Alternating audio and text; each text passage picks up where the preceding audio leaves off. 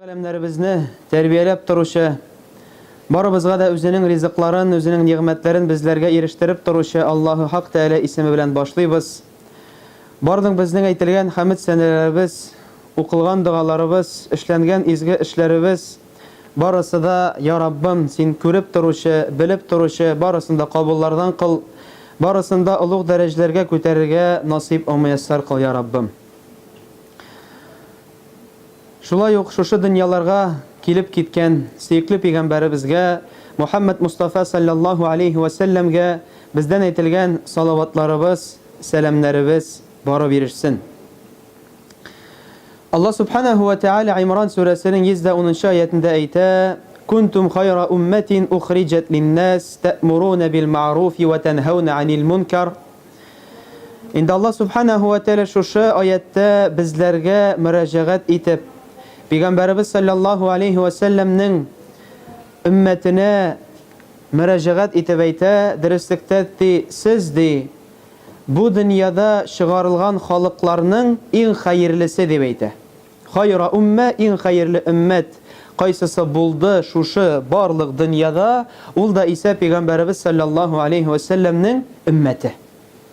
Һәм шуннан соң әйтә, һәм сез кайсылары тәъмуруна бил-ма'руфи ва танхауна 'анил мункар, һәм сез шушылар кайсылары әмер итәләр хәерлелеккә, әмер итәләр ма'руф булган, белемле булган, Коръәндә һәм сөннәттә булган гамәлләргә әмер итәсез, кешеләрне өйрәтәсез, индисез, һәм Аллаһы Тәгалә һәм аның пәйгамбәре тыелган әйберләрдән тыеласыз дип әйтә. Һәм тыеласыз гына түгел, бүтәннәрне дә тыясыз. Һәм инде әлхәмдүлилләһ, инде шушы аят җәмәгать безгә аңлата һәм әйтә, дәреслектә без иң хәерле өммәт. Һәм без әлхәмдүлилләһ дияргә тиешбез. Һәм инде шулай бүтән хәдисләрне дә алсак, Пәйгамбәрбез саллаллаху алейхи ва саллям нәрсә диде? Дәреслектә сез biz инде безнең өммәт безнең Пәйгамбәрбез саллаллаху алейхи ва саллям өммәте иң ахыргы иде бу дөньяда. Һәм иң беренче булыр теге дөньяда. Инде бу дөньяда ахыргы аңлашыла, без иң соңгы өммәт, бездән соң бүтән өммәт килмәс, бүтән китаплар иңмәс. Теге дөньяда без беренче булырбыз, нәрсәне аңлата? Пәйгамбәребезнең өммәте булыр беренчесе, кайсылары керерләр җәннәткә. Субханаллах. Кайсылары керерләр җәннәткә иң беренче. Амин. Аллаһ Тәгалә һәрберебезне дә шушы иң беренче җәннәткә керүчеләрдән булырга я Раббым насыйп ит. Әлхәмдүлилләһ, һәм инде шул нисбәттән ни өчен бу аятны китердек җәмәгать? Уйланыр өчен, белер өчен һәм аңлар өчен дәреслектә без мөселманнар. Аллаһы Тәгалә безгә һидаятны бирде. Аллаһы Тәгалә безнең калбыбызны дөрес юлга, дөрес сукмакка салды. Һәм Аллаһы субханаһу ва тааля безне мөселманнардан кылды. Һәм бу зур нигъмәт без буны кабул итәргә тиешбез. Һәм инде шуның белән генә түгел, без аңларга тиешбез дәреслектә, без әгәр дә мөселман икән, безнең тулаем яшәү рәвешебез булсынмы ул яшәү рәвешебез гаиләдә, яки туганнар арасында, яки эштә, яки урамда, яки күрше белән нинди генә мөгамәләт булмасын, нинди генә эш гамәл булмасын, барысы да безнең муафик булырга тиеш безнең Коръәнебезгә һәм Пәйгамбәрбез саллаллаху алейхи ва саллям сөннәтенә.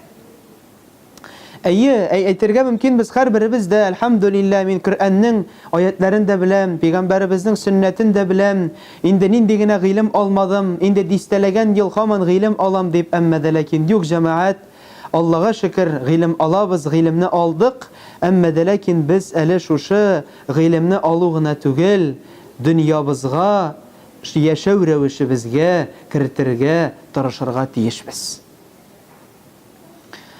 Һәм хәзерге чор нинди чор? Ул да исә исламның, диннең таралган чоры. Шулай бит. Нинди генә дәүләткә карамыйк, хәтта үзебезнең шушы яраткан Татарстаныбызга әйләнеп кайтсак та, әлхәмдүлилләһ, мәчетләр күбәя, мәдрәсәләр зурайганнан зурая, мәчетләр төзелә. Бүтән илләргә карасак шулай ук мөселманнар күбәя, мөселманнар үсә. Әмма дә ләкин мөселманнар үсү генә түгел бит, әле мөселманнарның нәрсәсе дә кирәк? Аларның эштәлеге, шушы мөселманнарның иманы, Аллаһы Тәгалә каршында куркуы да үсергә тиеш бит, шулай бит. Әле бит мөселманнарның күп булу диюе генә аңлатмый, алар барысы да гадел, алар барысы да хәерле, алар барысы да гыйлемле. Юк, әлбәттә ки.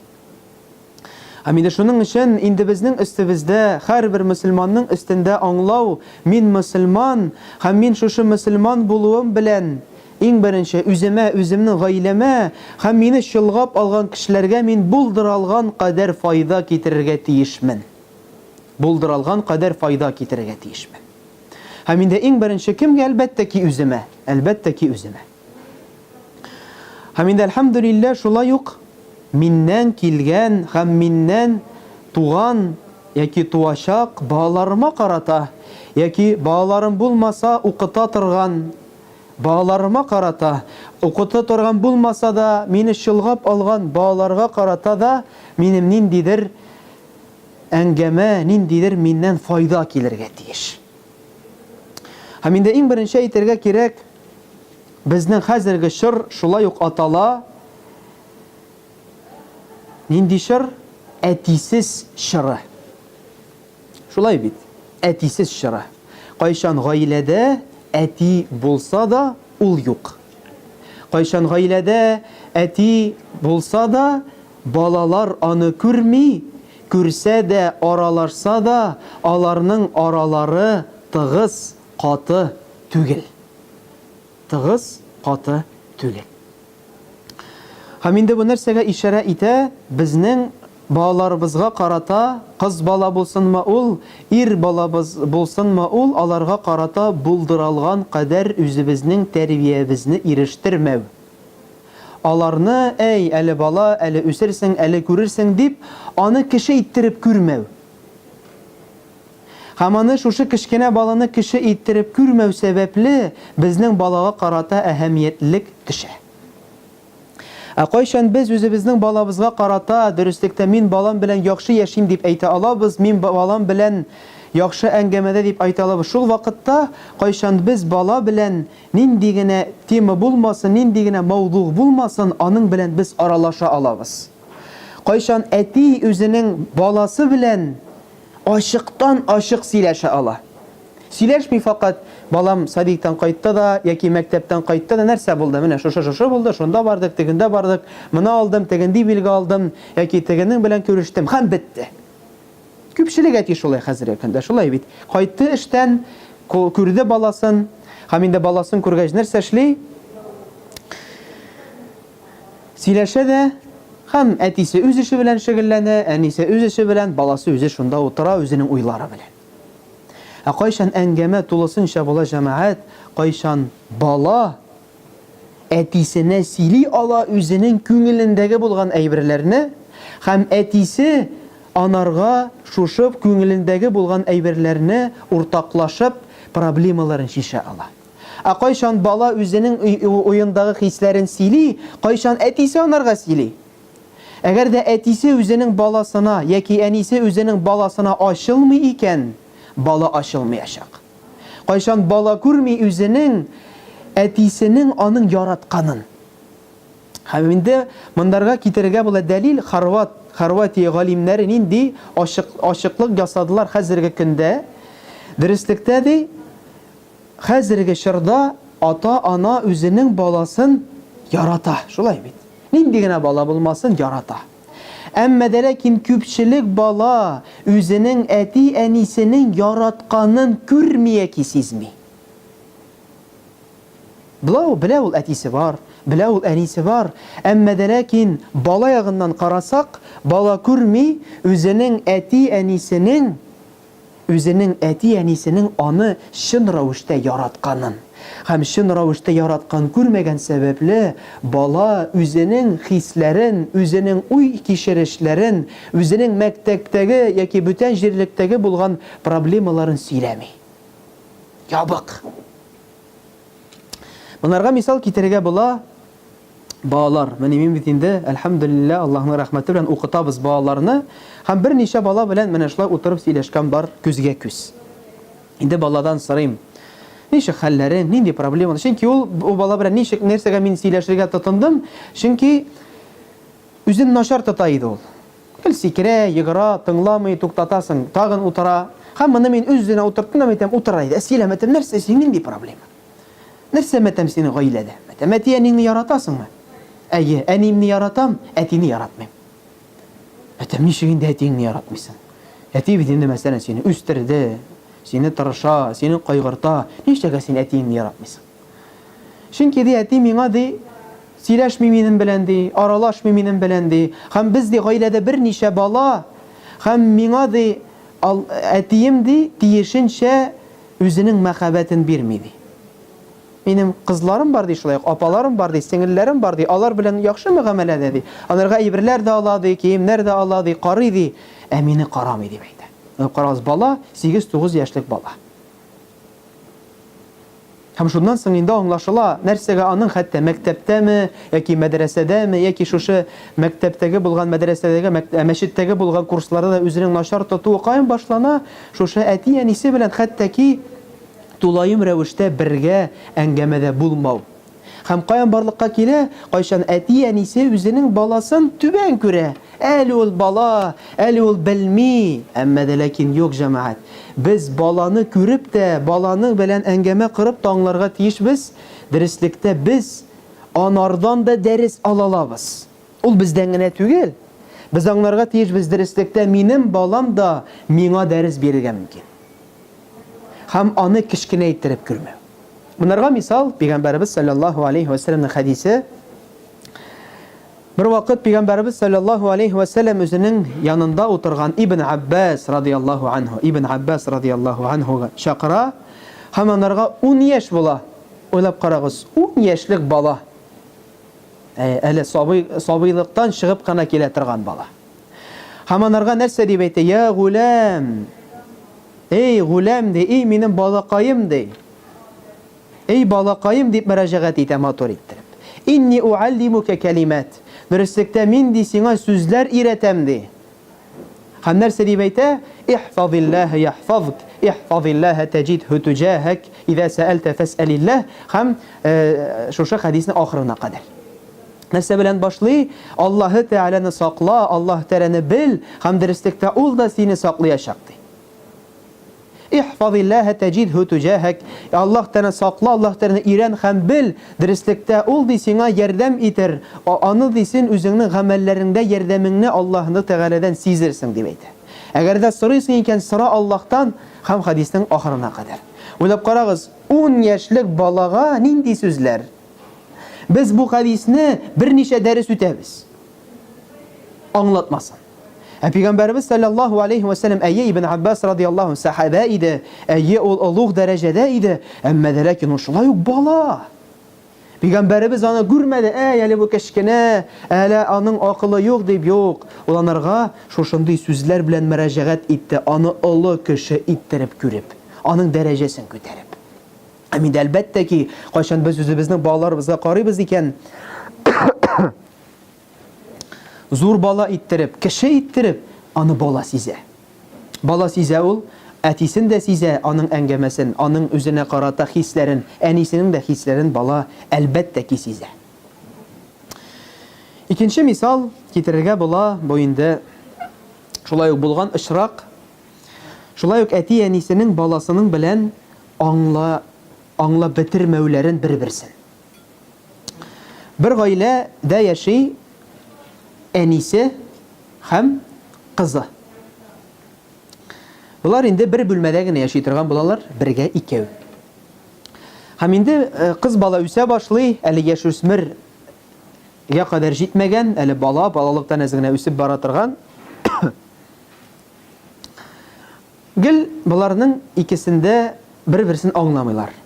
Gel kız bala kışkıra, nisine tınlamay, ya ki indidir nizaklar çığa, nindidir ağırlıklar çığa. Haman bir-birisini anlamıyorlar. Hem şulay günlerden bir kende bulay şulay itir bir-birisi bile niçekler kışkırışalar da hemen iyiden çıkıp gider. Әнисидән чыгып китә дә һәм нәрсә эшләргә белми инде. Инде Аллаһ Тәгаләдән сорый, бу ышана торган була. Аллаһ Тәгаләгә Аллаһ Тәгалә ярдәмен сорый. Я Раббым, булыш миңа ди, ничек мин ди үземнең кызым белән әңгәмә табыйм, ничек мин аның белән бергә торыйм дип кайгырып Аллаһ Тәгаләдән ялвара да, һәм Аллаһ Тәгалә ярдәм йөзеннән ярдәм иттереп анарга уй китерә ширма ясарга. Бит пәрдә ясарга, менә пәрдә тора бит безнең, шулай ук пәрдә ясарга. Һәм бу шуннан соң китә эшкә, үзе тегүче булып эшли торган була. Эшкә килеп җиткәч, ала зур гына материал, өйгә кайта һәм бер бүлмәле фатирны икегә бөлә. Бер бүлмәле, исегезгә калыйк, бер бүлмәле фатир.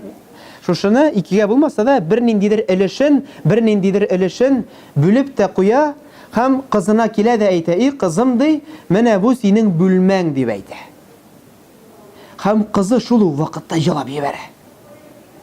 Һәм әнисе дә елый. Һәм шуннан соң әйтә: "Әни ди, мин ди сиңа берничек тә аңлата алмадым ди, нинди нәрсәгә мин шулай үземне тотам дип, нәрсәгә мин сиңа кычкырам дип, менә миңа нәрсә кирәккән икән ди, миңа үземнең урыным кирәккән дип." Һәм шуннан соң моның кызы нәрсә эшли? Әкрен-әкрен үзенең әйберләрен җайлый, үзенең урыннарын куя, үзенең анда уенчыкларын булсынмы, үзенең ниндидер кагазьләрен, битләрен шунда җыеп куя һәм тынычлана. Нәрсәдә гыйбарәт? Аңлашылмау, бит аңлашылмау. Нәрсә кирәк булган бала бу балага? Фақат үзенең урыны кирәк була, үзенең кичкенә генә бер урыны. Шулай ук тагын бер мисал, бер ирад белән. Инде бу ирад шулай ук улы белән, инде әйткәнебезчә, хәзер бит шыр, кайчан ата үзенең баласы белән тулысынча әңгәмә кирә алмый, бит ата юклык чара. Һәм бу инде ата үзенең улы белән шулай ук әңгәмәгә кирә алмый, аны кычаклый да алмый, аның белән сөйләшә дә алмый. Һәм моның хәтта гадәттә кирмәгән була буларның атасының улын кычаклау. Юк андый нәрсә гаиләдә. Бу инде кайгырып йөри әти кеше, үземнең улымны да кычаклый алмыйм бит. Инде улы яшүсмер, кычаклый алмыйм, нәрсә эшләргә дип. Һәм шуннан соң инде булар керәләр. Көннәрдән бер көнне улын чакырып ала да үзенең бүлмәсенә улын утырта. Ул тарта да инде булар бер-берсенә карап утыра, нәрсә кирәк инде әйтә, сөйлә ди инде, әйт, нәрсә ди. Инде бу шуннан соң уялып кына үзенең кулын улына куя. Улына куйгач, инде тагын да элек кычакларга булдыра алмый, уйлап карады, әйт, шундый халат, кайчан әтисе үзенең улын кычаклый алмый, субханаллах бит. Һәм инде шуннан соң кулына куя да, һәм инде булар әтисене карый да, әтисе улына карый, улы әтисенә карый. Һәм шуннан соң инде карап торгач, инде аңлыйлар, инде улы нәрсә дип әйтә, ярар инде әти дип, нәрсә инде булар бер-берсен аңлап кычакланышалар. Өстәге нәрсәне аңлата дәреслектә, менә шушы ачылу кирәк, әңгәмә кирәк, хисләшү кирәк, үзеңнең уй фикерләрен әлбәттә ки улың белән, кызың белән сөйләшергә кирәк әлбәттә ки. Һәм инде шуның өчен, әлхәмдүлилләһ, инде безнең динебез һәр вакытта да өйрәтә тәрбияләүне, шулай бит.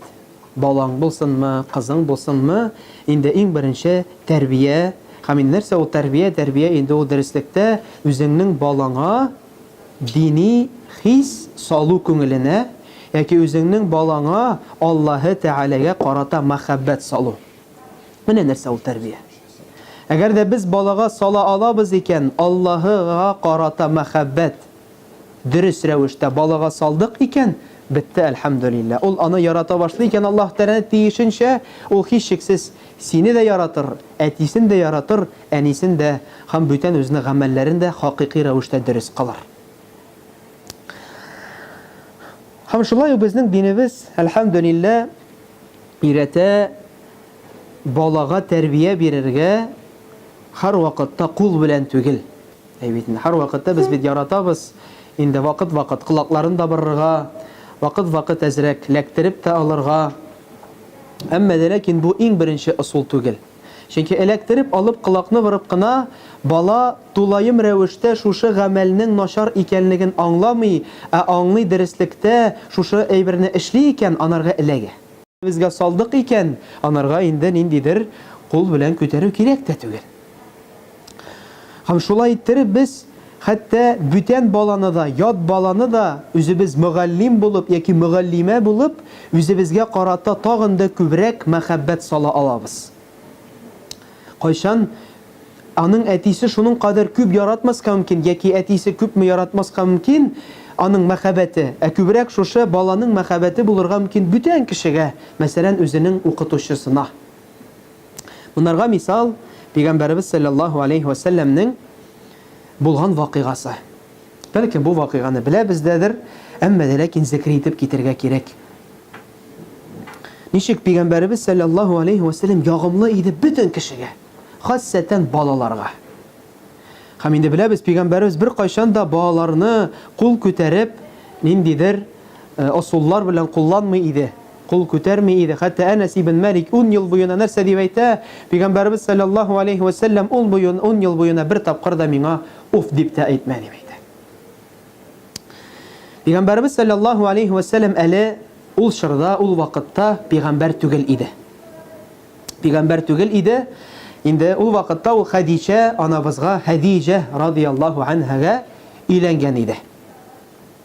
Hem Hadice anabız günlerden bir günne Hakim ibn Hizam degen kişini şakıra.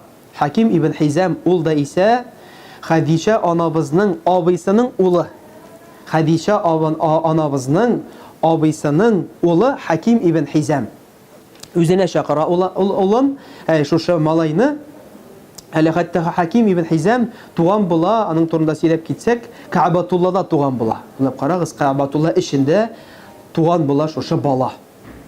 Ana üzerinin yanına şakıra da hameyte ey Hakim di bar di bazarga di hem mina hizmet şapkaydı. Indi ol vakitte indi hizmetçiler bar idi, hizmetçiler hizmet iteler idi, hem indi onlarga akşa tüyler idi, kiyindiler idi, aşatalar idi. Bar di mina hizmet şapkaydı. Hakim ibn Hizam kitaki bazarga alıp kayta hizmetçi. Ol da ise Zeyd ibn Haritha diyen sahabene. Zeyd ibn Haritha diyen sahabene. Hem kayta da hem Hadice anabız şuşu hizmetçini Zeyd ibn Haritha'nı böyle gide Peygamberimizge.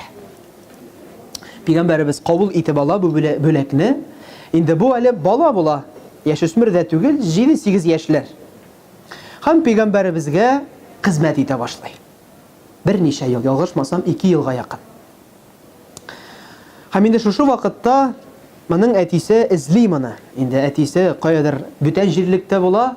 Indi kiri Mekke'ye qaytqaş özünün ulğun izli başlay. İzli başlay degenden sıra aşağı, mandan sıra aşağı. Hem indi tünlerin Mekke'nin şitinden çıkıp yolu yitirgan bula. Hem indi günlerden bir günne hacılar kelgen bolalar Mekke'ye. Hem indi göreler bu Harith, indi Zeyd'ni göreler. Yılağanın hem indi bunun yanına kelgen. Nerse buldu senin bilendi. Hem indi ayta derslikte min de özümün balamını yoğalttım de, taba almayayım de. Zeyd ibn Harith diye ayta. Hem indi biz bile biz de qaya ol. Ol de peygamberimiz dedi. Hizmette de. Onun da o vakitte peygamber bulmuyor. Muhammed ibn Abdullah diye aytalar. Muhammed de yol var diyanarga diye ayta. Bu indi ağasını ala ikev kiteler peygamberimizge. Peygamberimizin yanına kiyeler de aytalar. Ey Muhammed de derslikte senin de hizmetçin bardı Zeyd'di. Ol benim oğlumdu. Peygamberimiz sallallahu aleyhi ve sellem iğne kire şıgara da hem indi bularga kursete. Bilersin mi di bularına di? Zeyd keydi. Eyye bu di benim etiyim di bu anın yanında ağası basıp taradı. Hem şundan sonra Peygamberimiz Zeyd'e kim bilen kalırga deliysin sen di? Benim bilendi. Benim bilen ben di. Ya ki etiyin yanına barına deliysin. Hem Zeyd uylanıp kara. Bilmey kimge barırga dilegenin emme de lakin işare etip anlata men de senin bilen kalırga dilim demeydi. Subhanallah. Uylap karağız 8-9 yaşlık bala etisine kaytırga dilemi özünün hizmet ite turgan kişi. Şulay bit anın bilen yaşav ulanı ulluqqa da almadı, ul dip de almadı. Hizmet ite turgan özünün kişisinde kalırga dili. Subhanallah. Bu nerseni anlata, ödep karağız Peygamberimiz sallallahu aleyhi ve sellem bir revişte şu bala bilen terbiyeledi, nişik terbiye birdi, hem nişik ittirip onun bilen matur revişte yaşadı, onu işletti. Onun küngeline mehabbet saldı katırak, hatta ki özünün atasına karağında da. Atası indi keyfetişe hem gide. Һәм шуннан соң инде көннәр уза, инде атасы кайгырып бери бит, бу бит инде моның хезмәтчесе булып дип. Һәм шуннан соң Пәйгамбәрбез саллаллаһу алейхи ва саллям Мәккәгә, Кәгъбәтулла янына килеп, Мәккә кешеләрен җыя да, һәм инде кычкырып әйтә, дөреслектә Зәйд ибн Харис минем улым дип әйтә. Кычкырып бөтен кешеләр белсен дип. Һәм инде бу әле Пәйгамбәрбез вакытта Пәйгамбәр булмый, ни өчен моны эшли? Моның әтисенең күңелендәге юатуын төшерер өчен. Чөнки әгәр дә ул аны ул дип алды икән, ул аның дәрәҗәсен күтәрә. Ул хезмәтче түгел, ул аның улы. Һәм шулай иттереп, әтисе дә тынычлана, һәм инде Зәйд ибн Харис тә тагын да катарак инде шатлана шушы хәбәрдән соң. Инде моның кыйссасы әле дәвам итә, әмма дә ләкин без монарда тукталып калыйк бу өлештә.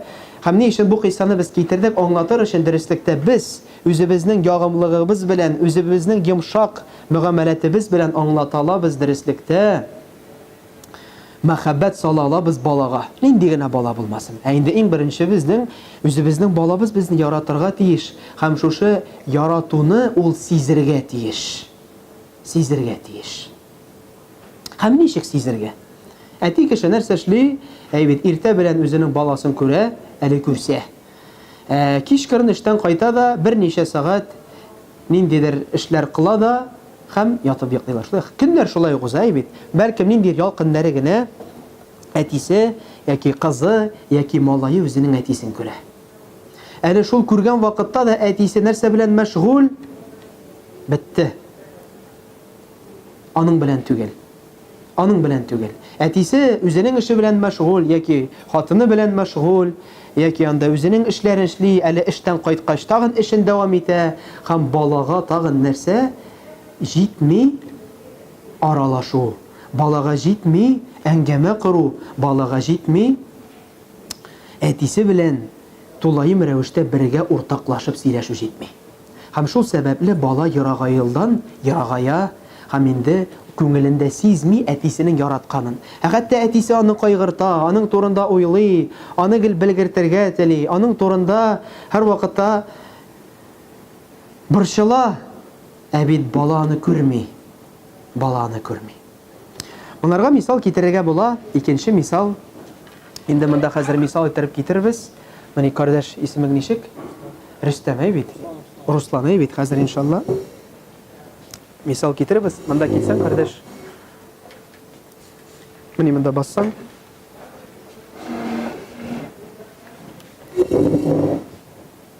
Хәзер барыбыз да уйлыйк. Хатын кызлар караса шулай яхшы булыр иде инде. Барыбыз да уйлыйк. Менә мин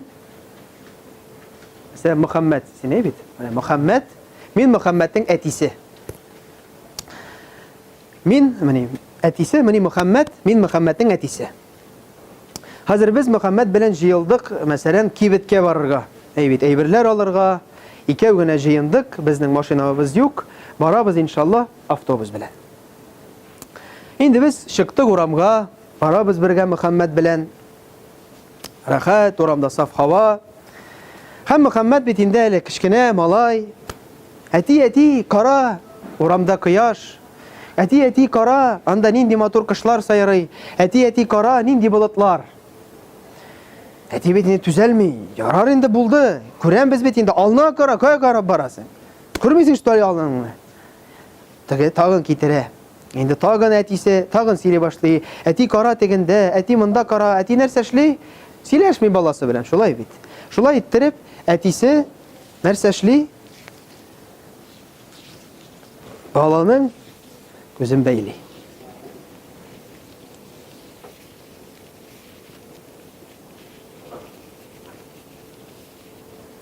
Бу инде мысленно бәйли. Әйе, күзе аның ачык, баланың күзен йомый. Ярар, инде хәзер баласы алдына гына карый. Бетте. Баралар икәү. Инде баралар Мөхәммәд белән. Һәм барган вакытта инде булар килеп җитәләр светофорга килеп җиткәнче инде моның кар яуган була дип әйтик инде. Моның кулында перчаткалар була. Бу инде карны тота, тегендә бара, әле епшек кар, юеш, карны ала, тегене ала, перчаткаларын пычратып бетерә. Теге ташны алып карый, бу яфракны эзә. Инде тагын әтисе, тотынма улай бергә, ул синеке түгел, ярамый, бер, ташла. Һаман нәрсә эшли? Әтисе тыйганнан тыя. Шулай иттереп әтисе үзе дә белмичә, үзенең баласының кулын бәйләп куя.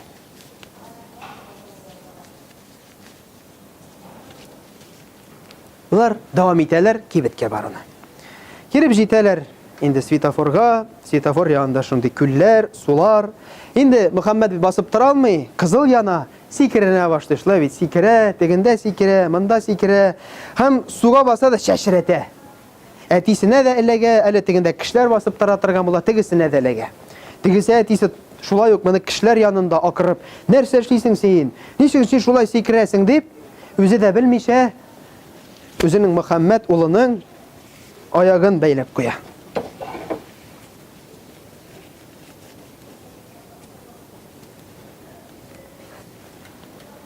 Бетте, яшел яна, светофордан чыгып китәләр, остановкада автобус килеп баса, утыралар икәү бергә Мөхәммәд белән автобусга. Инде бергә утыргач, Мөхәммәд сорый әтисеннән: "Әти, сәгать ничә әйт әле?" Инде әтисе монарга әйтә: "Мин бит сиңа сәгать алып бирдем, телефон алып бирдем. Кара!" Мөхәммәд әйтә: "Әти бит, оныттым яны өйдә. Өйдә телефонны да оныттым, ачкычны да оныттым, акчаны да оныттым" дип әйтә. Шуннан соң әтисе монарга: "Син нәрсә, телефонны да оныттыңмы әллә? Син хәзер без кибеткә барабыз, әгәр дә син югалсаң, анда син бит аннар ничек сине табам мин? Акчаңны да алмагансың, ничек кире кайтасың өйгә?" дип тагын нәрсә эшли? Үзенең баласына шушы соравына каты иттереп җавап бирә дә, нәрсә эшли? Баланың уй фикерләрен ябып куя. Бетте. Нәрсәгә сорадым дип, нәрсәгә бу әйберне сорадым дип, инде авызын ябып куя мәсәлән. Сорамаска иде. Каян сорадым бу әйберне ди. Шуннан соң инде булар баралар, инде бит менің авызы ябык, күзе ябык, әйбет сорамый, нетмей. Бер мәлне ике автобус белән барган вакытта килеп керә мөселман кардәш дуста әтисенең. Инде Мөхәммәд ул бит яхшы малай, хөрмәт итә, төшә дә, һәм инде әтисенең дустын утырта, урындыкка үзе басып тора.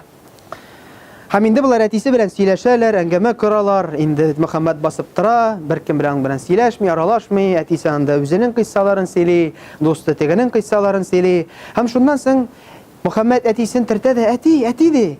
"Анда нәрсә турында сөйләштегез? Кем ул теге абый? Кем турында син сөйләдең?" дип әтисеннән сорый. Әтисе әйтә: "Син алар сүзен тыңлама. Син нәрсә анда безне тыңлап утырасың?" дип, "Нәрсәгә безне тыңлыйсың?" дип, нәрсә эшли? Мөхәммәднең колагын бәйләп куя. Тыңларга ярамый. Бетте. Хәзер инде Мөхәммәд нәрсә эшләргә белми. Бит. Колы бәйләнгән, күзе бәйләнгән, колагы бәйләнгән, шулай бит. Аягы бәйләнгән. Хәзер инде Мөхәммәд нәрсә эшләргә белмичә ялый башлый. Ялый башлый ни өчен? Чөнки шушы сүзе белән әтисе аның йөрәген бәйләп куя.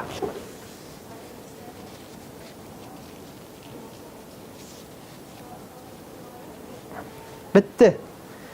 Ялый башлый, бетте. Мөхәммәднең бөтен әйбере ябык. Шулай бит. Бер нәрсә әйтә алмый да ул, уйлый да алмый, сөйләшә дә алмый ул, бара да алмый. Һәм шул сәбәпле Мөхәммәднең әтисенә карата уй кичерешләре, хисләре ябыла.